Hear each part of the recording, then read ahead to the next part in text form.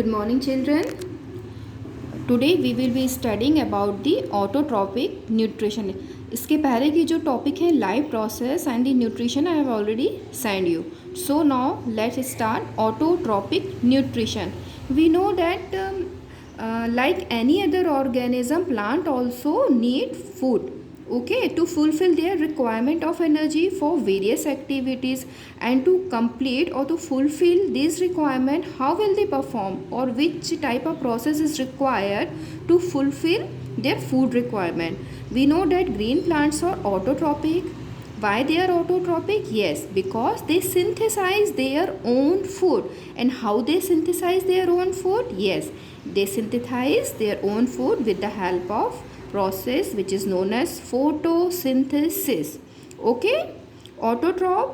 Why they are autotroph? Because plants prepare their own food with the help of photosynthesis. So let's study about photosynthesis. First of all, we must learn about the term photosynthesis. What is the meaning of photosynthesis? If we break the photosynthesis, photo means it's a Greek word, photon means light. Okay, it is a Greek term, PHOTON, and this means light. Synthesis means putting together, means चीज़ों को साथ में रखना. So synthesis of food with the help of light is known as photosynthesis. The overall reaction involved in the photosynthesis we can sum up like this: carbon dioxide plus water, light, chlorophyll, and what they prepare? Food in the form of glucose or carbohydrate, C6H12O6 plus H2O plus oxygen gas is released. Okay, now the overall process, what kinds of pigments are required, how it is performed, or what is the site. So let's study or talk about it. First of all we will study pigments. अभी pigments क्या होते हैं बच्चों? Pigments हमारे में भी होते हैं, जैसे कि मेलानोफोर है हमारा ह्यूमन बॉडी में, जो डिसाइड करता है कि कौन ब्लैक होगा. कम ज़्यादा उसका वेरिएशन जो रहता है वो डिसाइड करता है कि which person is going to be fairer और डार्कर. ह्यूमन बॉडी प्लांट्स में भी पिगमेंट्स होते हैं जो हम फोटोसिंथेसिस के लिए रिक्वायर हैं, वो हम पढ़ेंगे. Pigments actually are the coloured organic substance रहते हैं which absorb visible light. Okay, what are pigments? If the question comes what are pigments, then pigments colored organic substance होते हैं which absorb visible light. Understand? pigments वो substance होते हैं, colored organic substance होते हैं जो कि visible light को absorb करते हैं. ठीक है, pigments. visible light क्या होती है? Yes, it's a white light. ठीक है, और जैसे विजिबल कौन सी वाली होती है? Yes, correct. और इसका जो वेवलेंथ रहती है वो कितने में रहती है? 380 mu to 760 mu, and it is composed of wavelength of 7 different colour, that is the violet, indigo, blue, green, that is, yes you are thinking right, that is the rainbow color, yellow, orange and red. And the green pigment of green plant absorb visible light. The most important among them is the chlorophyll. Okay, we are talking about the pigments, and among the lots of pigments, the most important pigment in green plant is the chlorophyll. There are other pigments also there, but for photosynthesis what is most important? It is the chlorophyll. Some other also pigments are present in the plants, but we have to deal only with the chlorophyll. ठीक है, now we have studied what is all about the photosynthesis. We have studied pigment. Okay, pigment. Now we are going to study site of photosynthesis. Site of photosynthesis means कहाँ पे photosynthesis की process होती है. Site of photosynthesis. Okay. So photosynthesis does not occur in all the cells of the green plant. जो photosynthesis की process है वो green plants के सभी cells में नहीं होती है. It occurs only in those cells which possess the green colored प्लास्टेड और क्लोरोप्लास्ट। आपने पढ़ा है difference between the plants and the animals and you might know that कि व्हाट आर प्लास्टेड। ओके, तो इस प्लांट्स के सभी सेल्स में नहीं होती, सिर्फ उन्हीं सेल्स में होती है जिसमें प्लास्टेड पाया जाता है।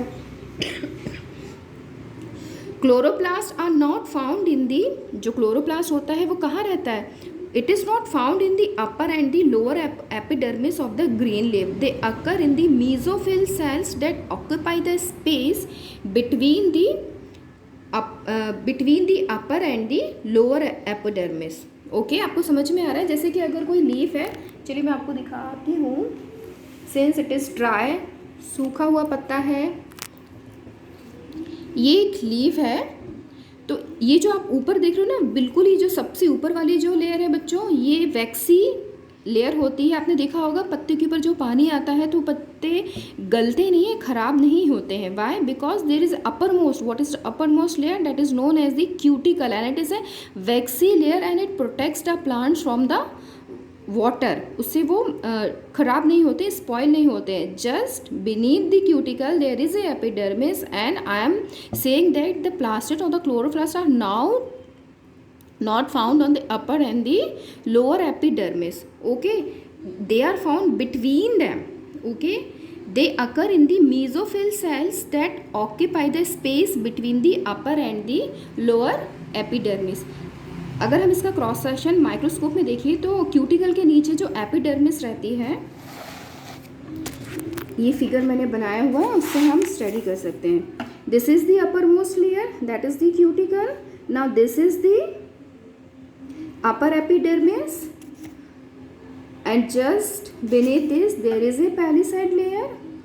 Okay, and this is the spongy parenchyma and here it is the lower epidermis. So where it is found? The uppermost is the cuticle, upper and lower epidermis के बीच में spongy cells होते हैं, spongy parenchyma होते हैं। 9th class में you have studied these all kinds of cells। तो इसमें जो ये जो स्पॉन्जी लेयर होती है इन दोनों के बीच की, just like a sandwich, if you are having two bread slides and between two bread slides you are if you put cheese layer or whatever it is, then these known as the, you have to imagine, and this cheese layer is the spongy parenchyma and आप जो भी stuff करें वो हो गया chloroplast. तो ये जो ब्लैक डॉट्स आप देख रहे हैं these are the क्लोरोप्लास्ट और the plastid। now you understand ना कि उसकी पोजीशन कैसी होती है। ना एक सिंगल सेल हमने लिया है पैलिसेड सेल, ये जो एक सेल है उसको जूम करके अगर हम देखें तो ये कुछ ऐसा दिखता है। And in these cells what are found? The found chloroplast are present here. Okay, palisade cell में क्लोरोप्लास्ट है और इसका स्ट्रक्चर कैसे होता है? ये कुछ ऐसे होता है, the structure of the chloroplast. Chloroplast ये एक सेल है, ठीक है।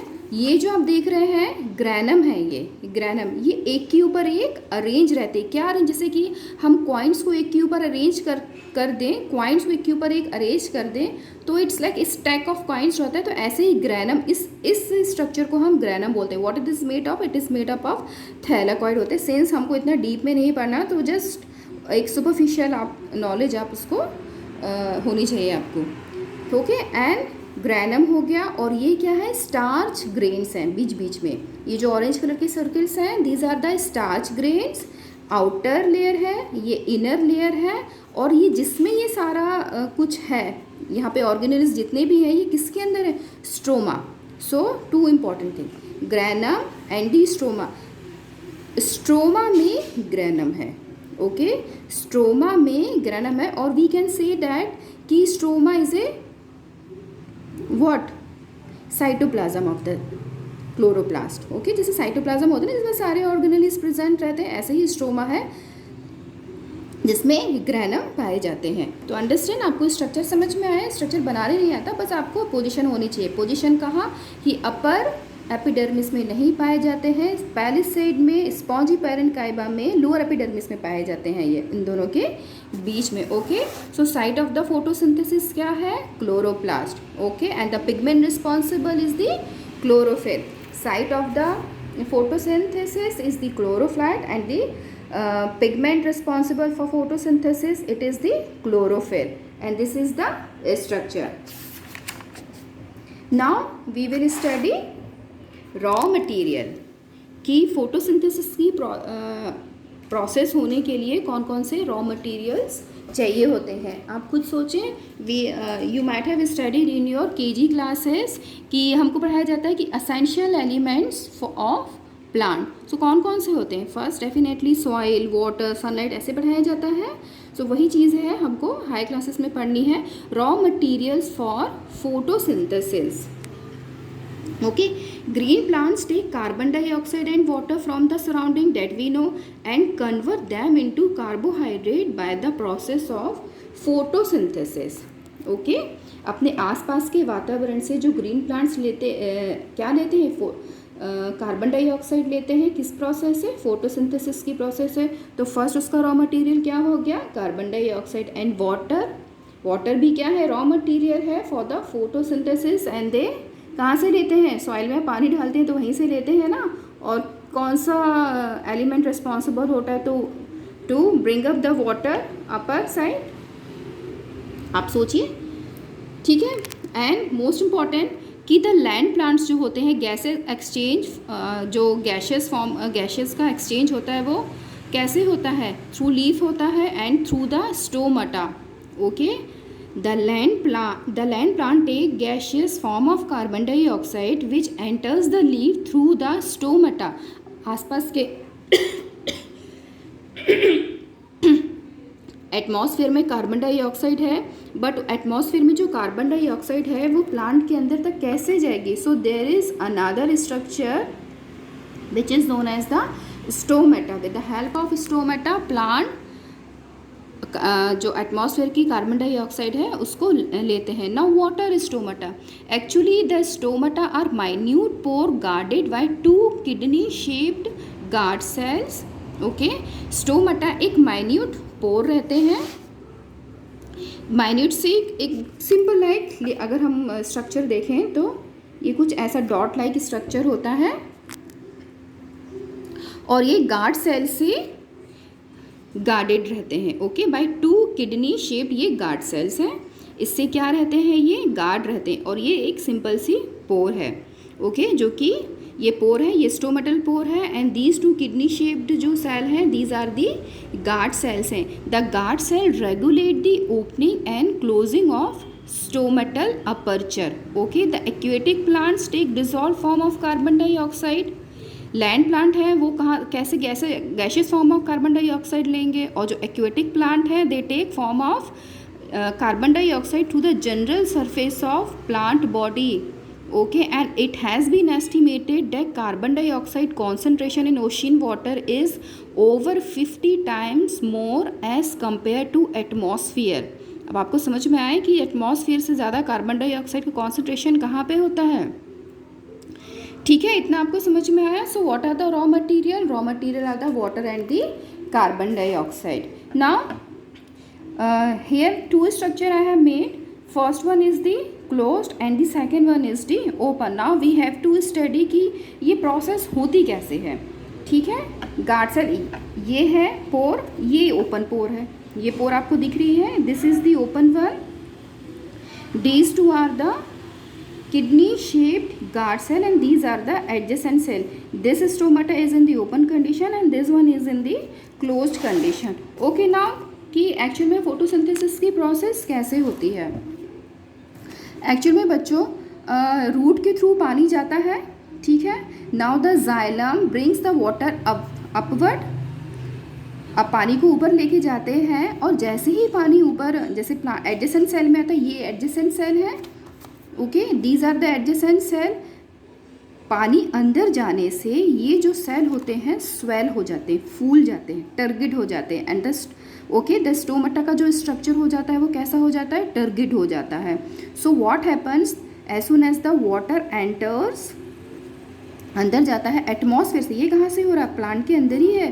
प्लांट के अंदर सॉइल्स के जाइलम से थ्रू होते हुए जा रहा है. तो ये जो एडजेसेंट सेल है फूल गए हैं तो उसको पुल करेंगे, खींचेंगे तो क्या होगा, स्टोमेटल पोर ओपन हो जाएगी and carbon dioxide from the atmosphere goes inside the stomata through the stomatal pore. Okay, now what happens, अगर फोटोसिंथेसिस की प्रोसेस नहीं हो रही है, व्हाट हैपन्स, पानी बाहर चला गया है, okay, so the kidney shaped guard sales close, okay, यहाँ पे क्या हो रहा है, पानी बाहर जा रहा है। Now the cells, guard cells और जो एडजेसेंट सेल्स हैं वो फ्लैसिड हो जाते हैं, सिकुड़ जाते हैं, तो जो पोर होती है वो क्या हो जाती है, बंद हो जाती है and it stops the exchange of gases, okay, and since it stops the exchange of gases तो फोटोसिंथेसिस की प्रोसेस नहीं होगी, ओके, आपको समझ में आ गया दो कंडीशन। इसके पीछे कई सारी थ्योरीज इन्वॉल्व है, सिंस वो हमको अभी हमारे सिलेबस में नहीं दी हुई, जैसे पोटेशियम आयन कॉन्सेंट्रेशन है, हाइपोटोनिक हाइपोटोनिक कंडीशन होती है, एडजेसेंट सेल में पोटेशियम आयन का कॉन्सेंट्रेशन बढ़ जाता है, यहाँ पे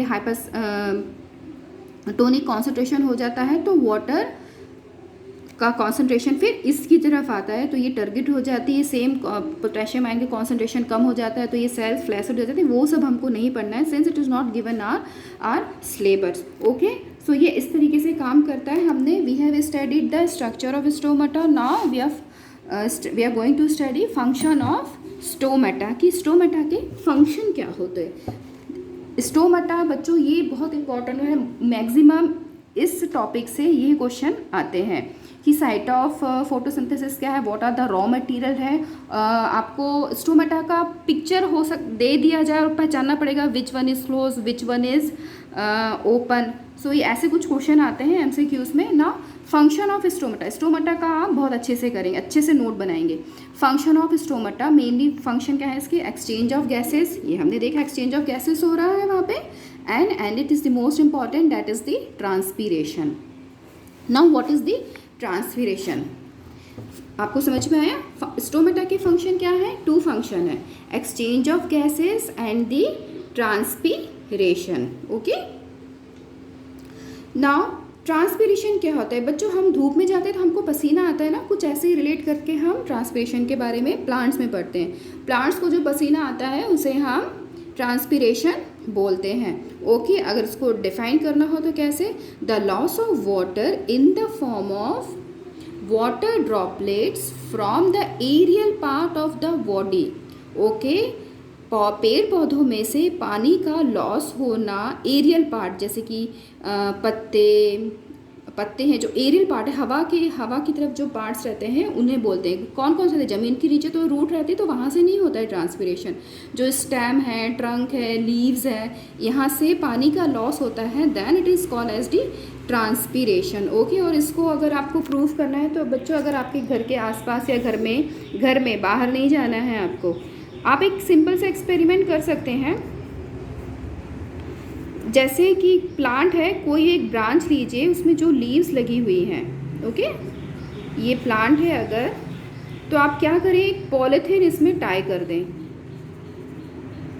ओके, एक पॉलीथीन इतनी पोर्शन में आप टाई कर दें और 1-2 दिन आप एब्जॉर्ब करें उसको, और जो आपकी ऑब्जर्वेशन हो वो आप मुझे बताएंगे कि व्हाट यू फाइंड और what you concluded, okay.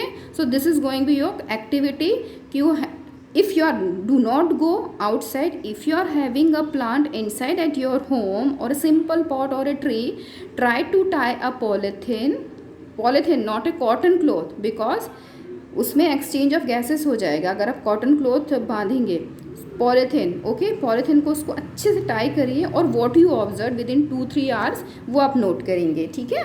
So we have studied stomata.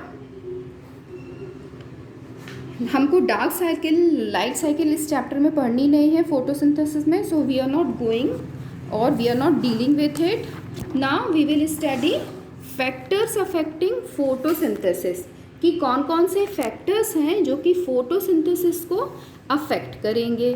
So first let's take light, okay. Now light कैसे अफेक्ट करती है, we know that ultimate source of light for photosynthesis in green plant is the solar radiation, okay. Now how light affect, light varies in intensity, quality and duration. How, under low intensity कैसे हो सकता है, during cloudy days the rate of photosynthesis is also low, means अगर light intensity low है तो rate of photosynthesis भी low होगा। If increase in light intensity causes increase in the rate of photosynthesis up to a certain limit.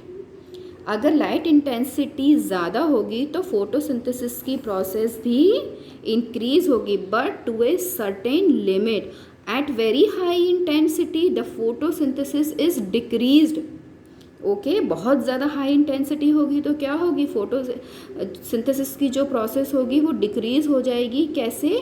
Due to photo oxidation.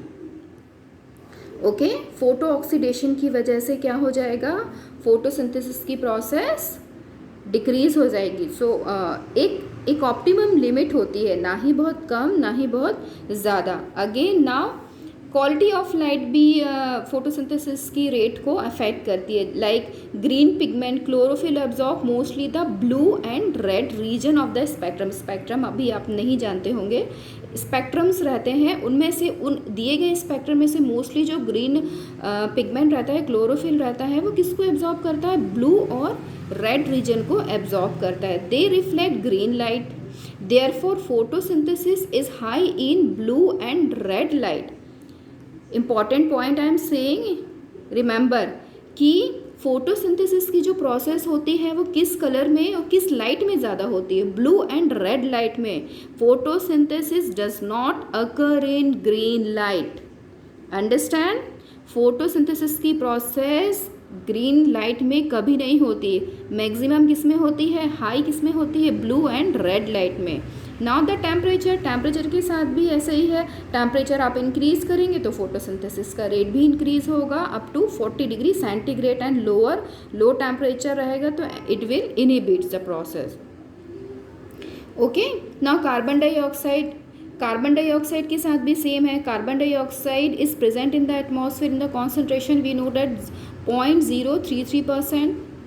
It is really a low concentration for photosynthesis. Thus, the rate of photosynthesis increase by increasing the concentration of carbon dioxide in the atmosphere if the light and temperature condition are not limiting. Carbon dioxide जो atmosphere में है उसकी कितनी range है, 0.033% में present रहता है, जो कि काफ़ी लो है। और अगर लाइट और टेम्परेचर की कंडीशन सपोर्टिंग है, देन कार्बन डाइऑक्साइड एटमॉस्फेयर में जो प्रेजेंट है, then it will support the photosynthesis. Okay, and if the light and temperature condition are not limiting नहीं है तो क्या होगा, at the same time very high concentration है अगर कार्बन डाइऑक्साइड का, तो it will become toxic to plant and inhibit the photosynthesis. तो यहाँ पे भी वही बात है कि कार्बन डाइऑक्साइड का कॉन्सेंट्रेशन भी एक ऑप्टिमम लिमिट तक होना चाहिए। इफ़ इट इंक्रीजेज और मैक्सिमम कॉन्सेंट्रेशन होगा then it will inhibit the process. Okay, water तो हमको पता है, water is the essential raw material in photosynthesis और rarely act as a limiting factor. इन तीनों में से जो अभी हमने पढ़ा, लाइट, टेम्परेचर, कार्बन डाइऑक्साइड, इनमें कहीं ना कहीं एक लिमिट दी थी कि कम होना चाहिए कि ज़्यादा होना चाहिए। बट वाटर जो रहता है rarely act as a limiting factor होता है, because less than 1% of water absorb by plant is use in photosynthesis. जो पानी बच्चों पेड़ पौधे लेते हैं ना, 97 से 99% वो अनकंस्ट्रक्टिव एक्टिविटीज़ और लॉस ऑफ वाटर हो जाता है ट्रांसपिरेशन और गटेशन के थ्रू। ओनली 2 से लेके 3% कंस्ट्रक्टिव एक्टिविटीज़ मेटाबॉलिज्म और फोटोसिंथेसिस की प्रोसेस में यूज़ होता है। The rate of photosynthesis is lowered if the plants are inadequate supply of water under water deficient condition the stomatal aperture remain closed. अगर पानी का सप्लाई बिल्कुल ही कम रहेगा या ना के बराबर रहेगा तो क्या होगा, हमने देखा कि स्टोमेटल सेल कब ओपन होते हैं, जब उनको वाटर मिलता है। या अभी हमने देखा ना कि वाटर मिल रहा है, देन स्टोमेटल सेल ओपन हो रहा है। अब स्टोमेटल सेल ओपन होंगे तभी carbon dioxide they will exchange and they will take carbon dioxide from the atmosphere and with the help of photosynthesis they will release oxygen. So if there is no water, so what will happen, they remain closed, and since they will remain closed, so the process of photosynthesis will not occur. आपने देखा होगा बच्चों, कुछ plants जो रहते हैं desert में पाए जाते हैं या बहुत ही ठंडे स्टेट में पाए जाते हैं, वो नीडल लाइक स्ट्रक्चर रहते हैं। Why it is so, you think about it. and tell me the answer. Okay. So now we have studied the photosynthesis. It's a very important chapter, especially raw material side and the stomata. Prepare your notes. Okay. Goodbye.